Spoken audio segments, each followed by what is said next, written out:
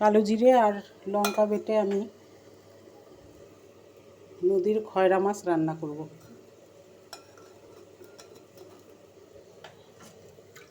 এই দেখো, এই মাছগুলো কেটে একটু ভিজিয়ে রেখেছি। মাছগুলোর কিন্তু খুব স্বাদ, একদম ইলিশ মাছের মতন। তা আমার শাশুড়ি মা এই কালো জিরে বেটে দিত, তা আমিও রান্না করব সেইভাবেই। পরে তোমাদের দেখাচ্ছি, দাঁড়াও।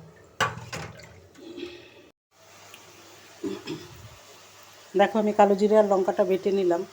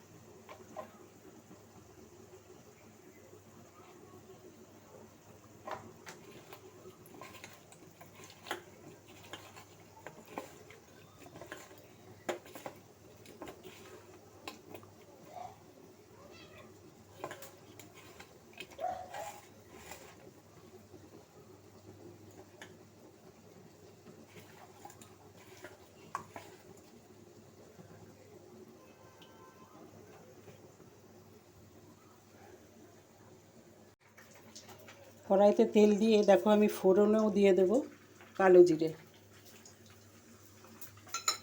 অন্যদিকে বেগুন আর একটু পাতলা পাতলা করে আলু আমি এইভাবে কেটে নিয়েছি, কেটে ধুয়ে নিয়েছি। এর ভেতরে দুটো যে পাকা লঙ্কাও আমি চিড়ে রেখেছি, একবারে দিয়ে দেব। তা কালো জিরে সোমবারটা একটু ভাজা ভাজা হলে আমি এর ভেতরে আর একটু হলুদ দিয়ে সুন্দর করে একটু কষিয়ে নেব। আর বিশেষ কোনো কিছু মশলা এতে দেব না, তাহলে কালো জিরের গন্ধটা থাকবে না। তারপরে দিয়ে দিলাম জল। এই ঝোলটা একটু পাতলা পাতলাই হবে, এই কারণে ঝোলটা একটু বেশিই দেব।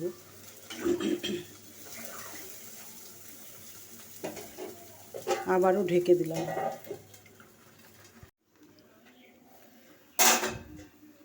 ঝোলটা ফুটে গেলে আমি এই যে মাছটা মেখে রেখেছিলাম ওটা উপর থেকে দিয়ে দেবো।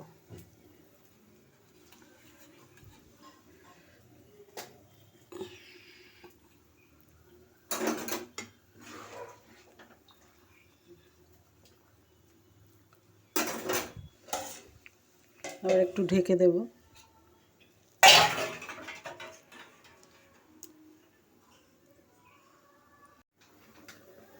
ঝোলটা ফুটে গেলে আমি এই যে কালো জিরে বাটাটা উপর থেকে দিয়ে দেবো। এই জন্য এই কালারটা ভালো আসে না, একটু কালচে কালচেই হয়, কিন্তু খুব সুন্দর লাগে খেতে। আবারও ঢেকে গ্যাসটা কমিয়ে দেব। দেখো, আমার একদম রেডি হয়ে গেল কালো জিরে আর কাঁচা লঙ্কা বাটা দিয়ে নদীর খয়রা মাছের ঝোল। খুব অসাধারণ স্বাদের হয়। এই কালো জিরে বাটার একটা গন্ধ আসে, এই জন্য অন্য কোনো মশলা এতে আমি ইউজ করলাম না। তোমরা এভাবে এই মাছ যদি পাও করে দেখতে পারো, শুধু বেগুন দিয়েও করতে পারো। যদি তোমাদের ভালো লাগে তাহলে অবশ্যই লাইক কমেন্ট শেয়ার করো। আর টাটা, পরে আবার অন্য ভিডিও নিয়ে আসছি।